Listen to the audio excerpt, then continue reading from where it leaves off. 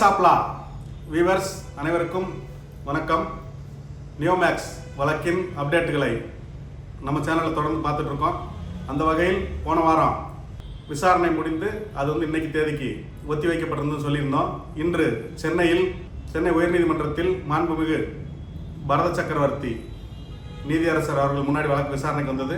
காலை 11 மணிக்கு மாண்புமிகு நீதியரசர் அவர்கள் முன்னாடி வழக்கு விசாரணைக்கு வந்தப்ப மதுரையிலிருந்து அரசு தரப்பு வழக்கறிஞர் திரு கருணாநிதி அவர்கள் ஆன்லைனில் ஆஜராக முடியல. அதனால் 12 மணிக்கு வழக்கு எடுப்போம் நீதியரசர் சொன்னார். அதுக்கு முன்னாடி அவங்க ஒரு வாரம் டைம் வேணும்னு கேட்டிருந்தாங்க.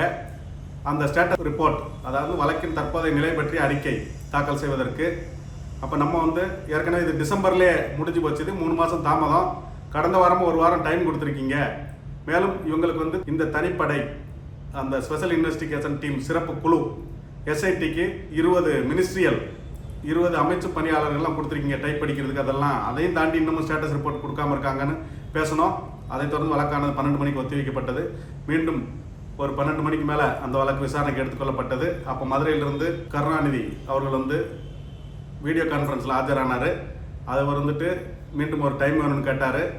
அப்போ அந்த விசாரணை அதிகாரி ஐஓ இன்வெஸ்டிகேஷன் ஆஃபீஸர் மற்றும் இந்த வழக்கின் தகுதி வாய்ந்த அலுவலர் காம்பிடென்ட் அத்தாரிட்டி டிஆர்ஓ இவங்கெல்லாம் ஆஜராகலையான்னு நீதியரசர் கேட்டார். அப்போ நம்ம என்ன சொன்னோம்னா, கம்பல்சரி இந்த வாட்டி வீடியோ கான்ஃபரன்ஸில் அவங்க ஆஜராகணும்னு சொல்லி கடந்த முறை நீதிமன்றம் உத்தரவிட்டு இருக்குது இந்த மாண்புமிகு நீதிமன்றம்.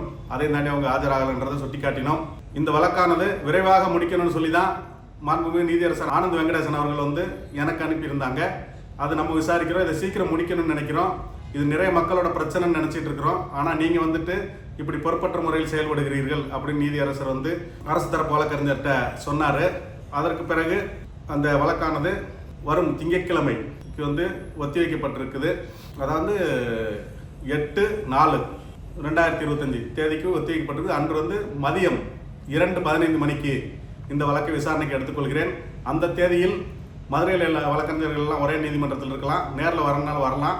ஆனால் விசாரணை அதிகாரி ஐஓ இன்வெஸ்டிகேஷன் ஆஃபீஸர், அதாவது ஈவோடைய பொருளாதார சிறப்பு குற்றப்பிரிவு சிறப்பு புலனாய்வு குழு டிஎஸ்பி அவங்க நேரில் ஆஜராகணும் சென்னையில். டிஆர்ஓவும் சென்னையில் நேரில் ஆஜராகணும். இந்த வழக்கில் தேவைப்பட்டால் மாநில அரசு தலைமை குற்றவியல் வழக்கறிஞர் ஹசன் முகமது ஜின்னா அவர்களுக்கு இன்டிமேஷன் கொடுத்துருங்க. அவர் தேவைப்பட்டால் ஆஜராகட்டும். அட்வொகேட் ஜெனரலுக்கும் தகவல் சொல்லுங்கள், அவரும் வேணும்னா ஆஜராகலாம் அப்படின்ற மாதிரி மாண்புமிகு நீதியரசர் அவர்களும் சொல்லியிருக்காங்க. இந்த வழக்கை சீக்கிரம் முடிக்கணும், டிலே பண்ணக்கூடாது அப்படின்னு சொல்லியிருக்காங்க. மேலும் எவ்வளோ புகார் வந்திருக்குது, எவ்வளோ அமௌண்ட் வந்திருக்குது அப்படின்னு கேட்கும்போது அவங்க 23,000க்கும் மேற்பட்ட புகார்கள் வந்திருக்குது. 22,000 கோடியே 349 லட்சத்துக்கு புகார்கள் வந்திருக்குது அப்படின்னு சொல்லி அரசு தரப்பு குற்றவியல் துறை வழக்கறிஞர் மதுரையிலிருந்து அந்த வீடியோ கான்ஃபரன்ஸில் ஆஜராகியிருந்தாங்க. மற்றும் அந்த வழக்கில் மதுரையிலிருந்து திருமதி ரஜினி மேடம் அவங்களும் ஆஜராகியிருந்தாங்க. ஒரு சில வழக்கறிஞர்களும் ஆஜராகியிருந்தாங்க. மேலும் இந்த வழக்கு சீக்கிரமாக முடிக்கணும். அதனால் கண்டிப்பாக அடுத்த வாட்டி அந்த ஸ்டேட்டஸ் ரிப்போர்ட் ஃபைல் பண்ணணும் அப்படின்னு நீதியரசர் சொல்லி ஒரு உத்தரவை பிறப்பிச்சிருக்காங்க. இந்த வழக்கானது வரும் திங்கட்கிழமை மதியம் 2:15 மணிக்கு சென்னையிலிருந்து எடுத்துக்கொள்ளப்படும். சென்னையில் நேரில் ஆஜராகிற வழக்கறிஞர்கள் ஆஜராகலாம். மீதி வழக்கறிஞர்கள் மதுரையிலிருந்து வீடியோ கான்ஃபரன்ஸ் முறையிலும் ஆஜராகலாம் அப்படின்னு தெரிவிக்கப்பட்டிருக்குது. இது போன்ற மேலும் நியோமேக்ஸ் சம்பந்தமான பல்வேறு செய்திகளை தெரிந்து கொள்ள நம்ம சேனலுடன் இணைந்திருங்கள்.